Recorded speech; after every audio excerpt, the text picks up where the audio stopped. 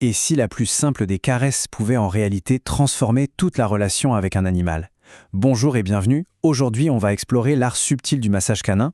Et vous allez voir, c'est une pratique qui révèle une connexion bien plus profonde qu'on pourrait le croire. Allez, on se met dans l'ambiance. Imaginez un peu le tableau. Un salon, une lumière dorée de fin de journée, une petite musique à peine perceptible. Et là, au milieu, un Golden Retriever, appelons-le Max. Il est étendu, les yeux mi-clos.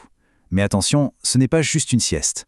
Non, Max est en train de vivre une vraie séance de doggy massage. Cette pratique, il faut bien comprendre, ce n'est pas un simple caprice de propriétaire. Ça répond à un besoin bien plus profond de notre époque. C'est plus qu'une mode, c'est vraiment la recherche d'une connexion authentique. Alors, on peut se poser la question, c'est quoi la vraie différence entre une simple tape sur la tête et un massage qui est conscient, presque thérapeutique? Eh bien, la différence, elle est immense. Tout se joue dans l'intention. On connaît tous ça, la petite caresse en rentrant du travail. Mais le massage canin, c'est une toute autre histoire.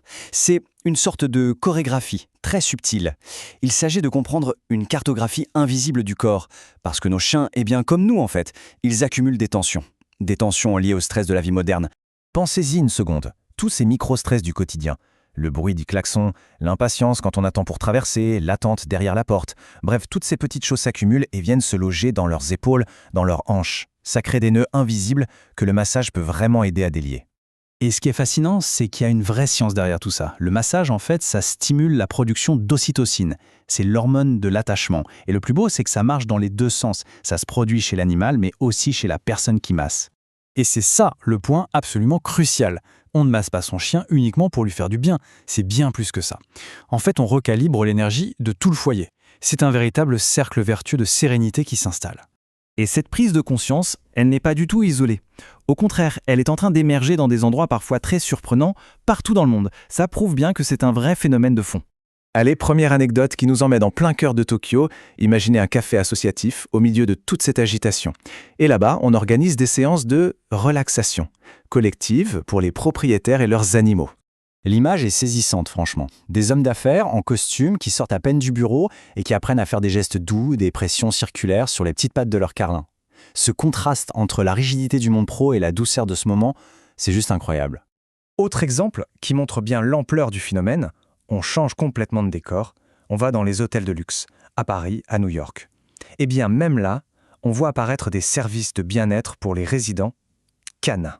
Et attention, ce n'est pas juste un gadget, ces menus de relaxation répondent à un vrai besoin, celui d'apaiser des animaux qui sont stressés par les voyages.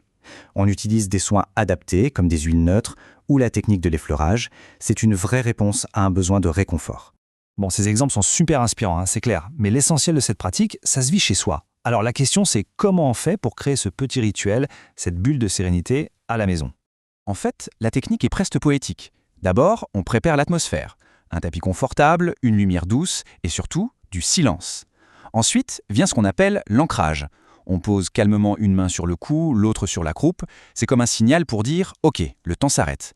Et enfin, on peut commencer les mouvements longs, fluides, le long de la colonne. C'est simple, mais c'est incroyablement puissant.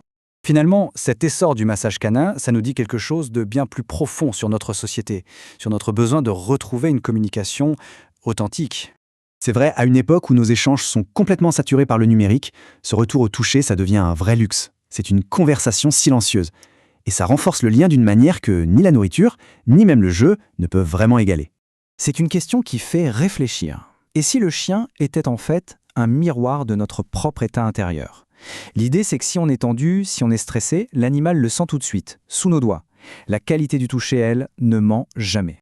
Et voilà, on touche au cœur du sujet. On ne peut pas masser un chien en pensant à ses emails. C'est impossible. L'animal, il sent cette absence, cette distraction. Et il se relève, il bouge. Il exige une présence totale, une attention pleine et entière, ici et maintenant. Et on termine sur cette pensée que je trouve vraiment puissante. Apprendre à masser son chien, c'est par extension apprendre à se calmer soi-même. C'est une vraie leçon d'humilité et de présence. En cherchant à apaiser notre compagnon, on trouve en fait un chemin pour apaiser notre propre tumulte intérieur. Une connexion qui, au final, nous ramène à l'essentiel, à nous-mêmes.